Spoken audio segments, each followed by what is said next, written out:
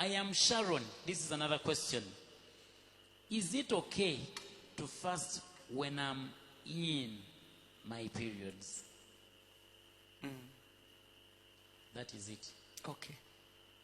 Kakati, Sharon. Sharon. Good enough we don't know you. We are so happy that we don't know you, but you know yourself. When we are in our periods that come monthly, it is a physical exercise of that the body. is ideally physical. Okusiiba You going and fasting is a spiritual exercise. It is something that is spiritual. Bakya mwoyo. Ate kino ekyokuyita mu nsonga z'omwezi kya mubiri. Kaakati bwe tulaba Bayibuli mu ndagaano enkadde. When we look at the Bible in the previous testament, the Old Testament, it so happened nti omuntu bwe yabeeranga mu nsonga. Every time someone was undergoing their monthly periods, wabeeranga supposed kubeera mu nyumba. You had to be confined. You had to be isolated in confinement. Nga bakimanyi. And the reason was nti bw'ogenda mu bantu ogenda kuboonoona. You're going to defile. That when you go and mix up with the rest of the other people, you're going to ideally defile them because they could regard you as unclean.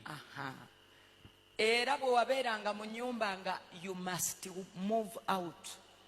So the instruction was wabeeranga mu nyumba nga kyateeka. For example, omuntu oli mu nyumba wekka toyagala genda mu katale. Kati ng'oteekeddwa okufuluma ogende. So you are supposed to go out yourself. Kyeŋŋambye bwe wabeeranga mu nyumba. Every time you are confined in a house nga toyina gw'osobola kutuma wabweru. And you don't have anyone to support. Katugeze ogenda ku dduuka. Maybe you're going to buy some groceries. Baasibanga endege ku magulu. They used to tie shackles around your legs. Kati nga bw'oba otambula bigenda kwakwara meaning siri mulongoofu siri. So they could go making a lot of noise, and then the message was, I am unclean, please give way. Kati abakuwulira bakuviire mangu. So the people that hear the shackles making noise, they could give way and you go through. So that you don't make them unclean. Era wano senga kati endege senga wano tuziwulira nga kwakwalawo. We should be hearing, some noise in the house. But that was in the Old Testament.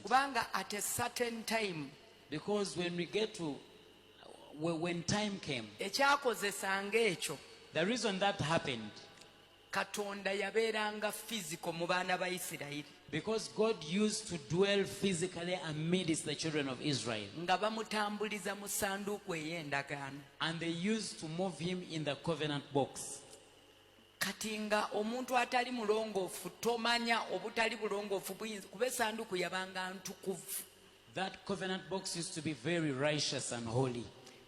Nga Isirayiri bw'eba etambula batambula nayo bakabona baagisitulanga kati ng'erina okubeera mu masekati ga Isirayiri. And it was purely the priests that used to carry it and then place it in the midst of the Israelites. Akabonero akaakiikiriranga okubeerawo kwa Mukama mu Isirayiri. It was a sign of God's presence amid the Israelites. Yes. Kaakati ekiseera ne kituuka. And time came. Mukama n'agamba ndooza mu Yeremiya 31:31 awo n'agamba ngenda kukola endagaano empya. And in Jeremiah he said that I will do another covenant, a new one with you, n'eggwanga lya Isirayiri, with the children of Israel. Era ngenda kuwandiika amateeka gange munda mu mitima gyammwe. Ndooza kisome. Kikulu nnyo tukisome. Let's read from the book of Jeremiah chapter 31.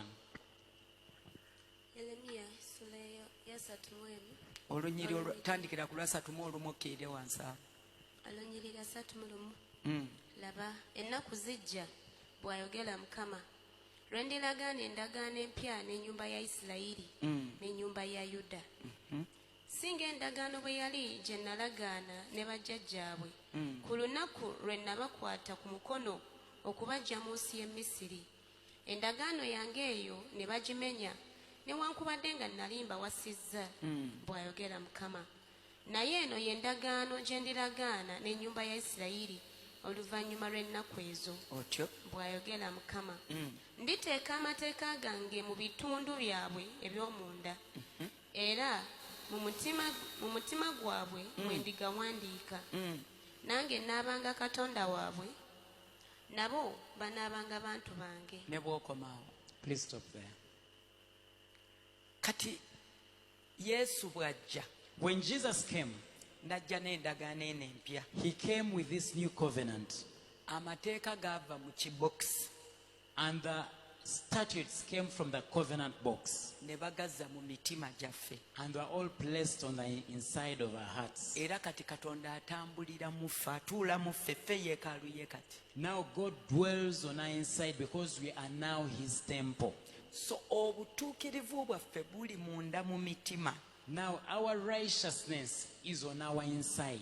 Kitegeeza ne bw'obeera mu nsonga tokyagamba bantu nti bannange siri mulongoofu, n'olwekyo So even if you're going through your periods, it does no longer make sense olwaleero anymore. ne bw'oba oli mu nsonga zo, omutima gwo bwe kubanga gukyakuumya amateeka ga Mukama, oba otuukiridde kikumi ku kinnaakyo. You are still righteous as long as your heart still keeps the statutes and commandments of God. N'olwekyo Therefore, okubeera mu nsonga you being in your periods tekikulemesa kusiiba.